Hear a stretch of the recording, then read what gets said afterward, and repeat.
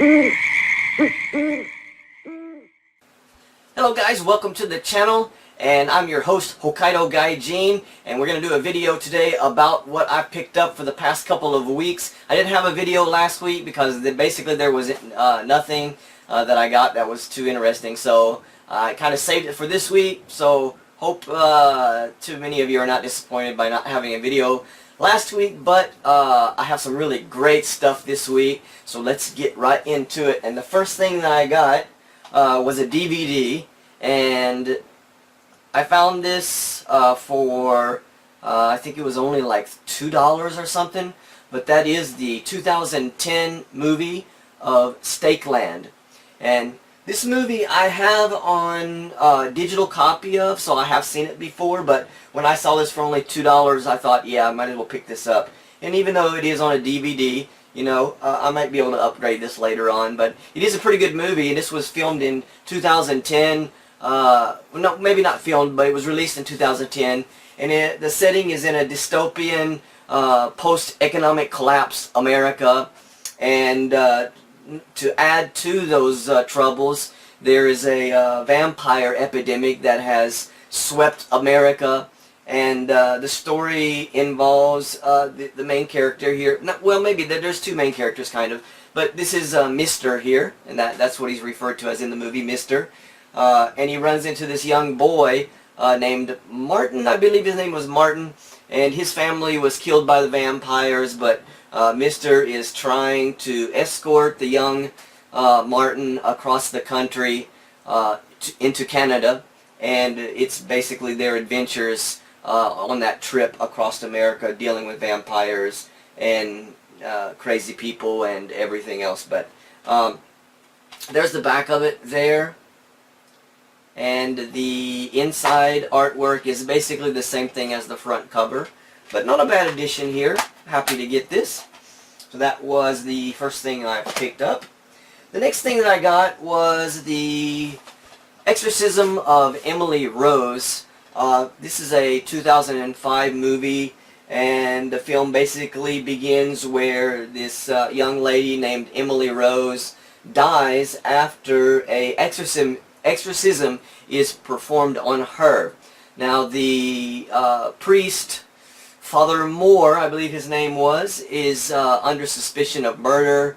The movie basically takes off with the investigation of, or the proving of, whether he was responsible for killing Emily Rose or other forces actually pulled this off. So kind of creepy exorcism type story with demons, and I'm looking forward to seeing this. I have not seen this movie yet, but I see it everywhere when I'm out and about, so I thought I'd finally pick this up because it was only $3, so and it's a Blu-ray, so it is in a DVD case, which I'm going to have to fix that before I bought another one like this. And it's pre-rented, that's why it comes in this type of case, but I don't like Blu-rays and DVD cases, so I'm going to have to get some artwork done for it.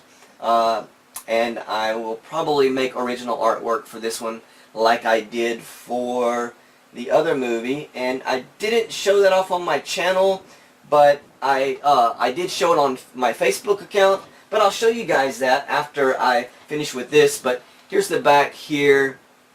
I don't like this cover very much, so I'm going to design something myself. And the inside is just, you know, not interesting at all, just a blue disc. But basically, the Exorcism of Emily Rose. The cover that I designed myself was for Otis. And I got the same thing in the DVD case, but it was a Blu-ray. I looked online. I didn't want to use the regular original, so I made one myself, and I even created my own little logo here called Chameleon's Custom Covers. And Chameleon is a play on my name, my first initial and last name. But basically, this is the kind of the common scene, but not necessarily the cover of any releases that I saw before. But yeah, I put this together with Photoshop, and the back is completely done by me, all my design. So it was fun to do this. Hope I get better at it, but yeah, pretty cool. Otis. Alright, next two things I'm very excited to get. And I kind of just tested out the waters of what the release is. I've heard of a lot of good things about this company, and that is Eureka and their Masters of Cinema collection. A lot of people said that they compared it to the Criterion releases, that they're that well made. So I decided to try out when they had the Black Friday sale. I got both of these for probably about half the price that they normally run for. And the first one is Onibaba. Okay, Masters of Cinema collection number 55. And you guys know how much I like the Japanese movies and old cinema and classic films that have never been available to the English-speaking countries, and this is one of those. Now, Criterion did put this out also, but Eureka is cheaper than Criterion, and the releases are just as good in my opinion. So Onibaba was released in 1964.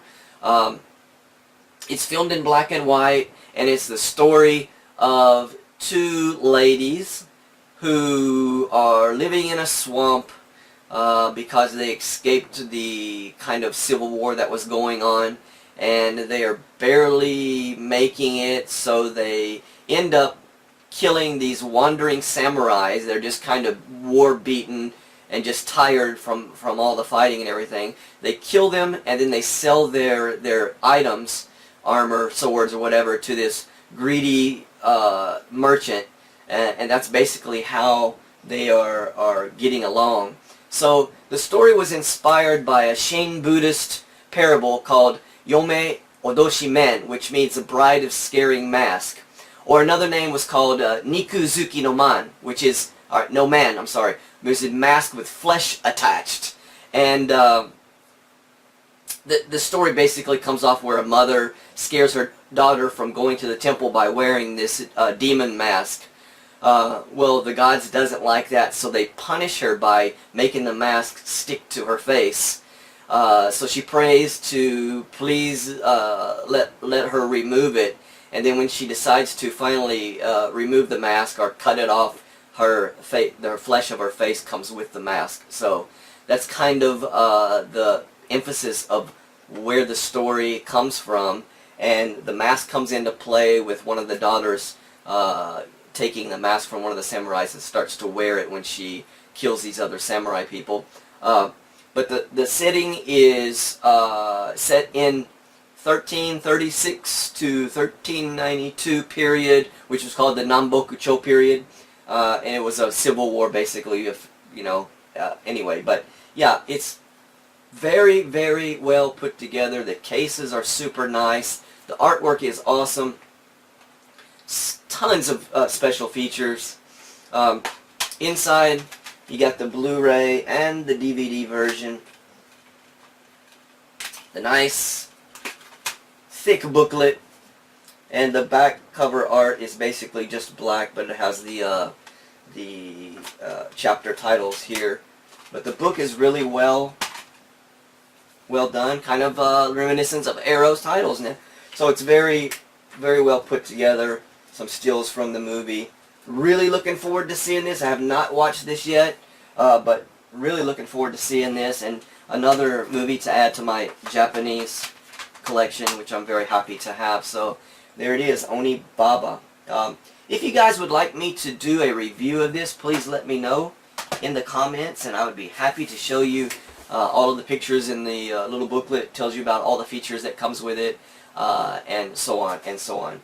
Okay, the next one I got was also from Eureka, which is a Masters of Cinema collection, and that is The Cabinet of Dr. Caligari.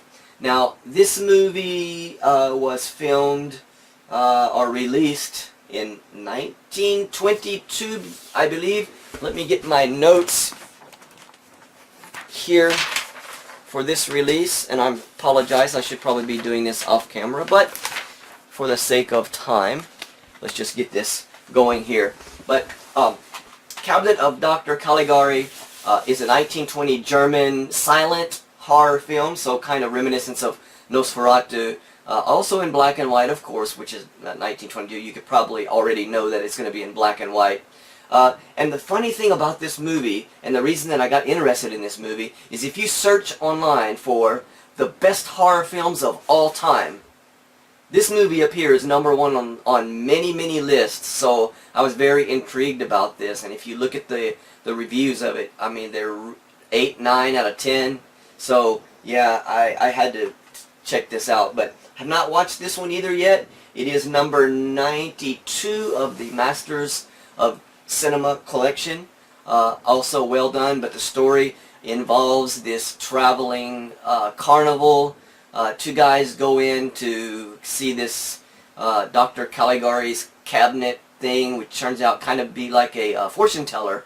The fortune teller tells one of the guys he's going to be dead by dawn, but the story basically continues with the investigation of this traveling carnival, and especially the Dr. Caligari's exhibit, where death seems to follow this carnival going around. So looking forward to seeing this. Again, awesome looking art on the front.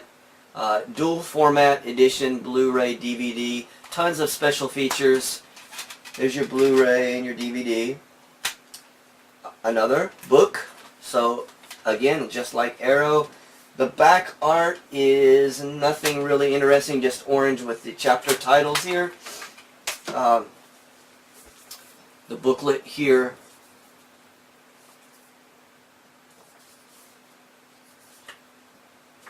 You have it upside down, sorry about that. But very cool, artsy, old type cinema. Really looking forward to seeing this. Very creepy. Creepy scenes.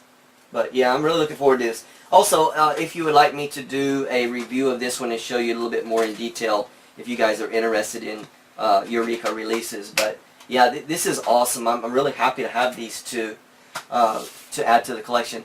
Now the last thing I saved, which is the best, I guess, for last. Although, those two Eureka releases are really, really good. So I don't know if this will be the best or not. But anyway, I had this on pre-order, and the reason is because Arrow said we got 15% stock left. So if you want this, you better get it quickly. And that is the box set of Necromantic 2.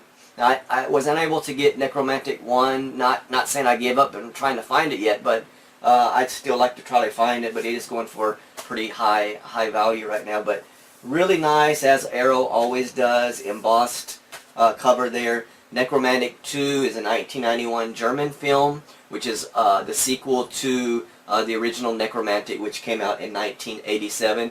And the story, if you can read the name here, Necromantic is a very controversial film about necrophilia. And the story is about this lady, Monica, who gets this corpse, brings it home, and basically has a relationship with it. So, pretty gross ideas here, but yeah, kind of a classic in its Arrow box set. And it's a limited edition, so inside we got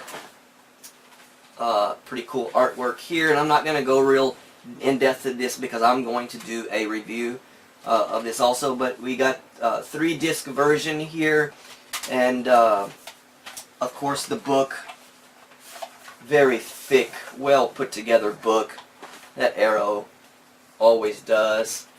And this is a 98-page booklet full of information and extra features and so on and so on. I will be doing a unboxing of this and a review to show you in detail what it's all about. But very happy to have this, and it's a limited edition to 3,000 copies. So you guys, if you want this still, it is available, and I cannot get this back in the box. There we go. It is still available. It is not available from Arrow's site anymore because they are completely sold out. 2 weeks after I pre-ordered it, they sent out a message that said they're all gone. But you can still get it on Zavi, I believe, and you can still get it on Amazon probably. So if you want this, you know how Arrow box sets go, or Arrow titles in general.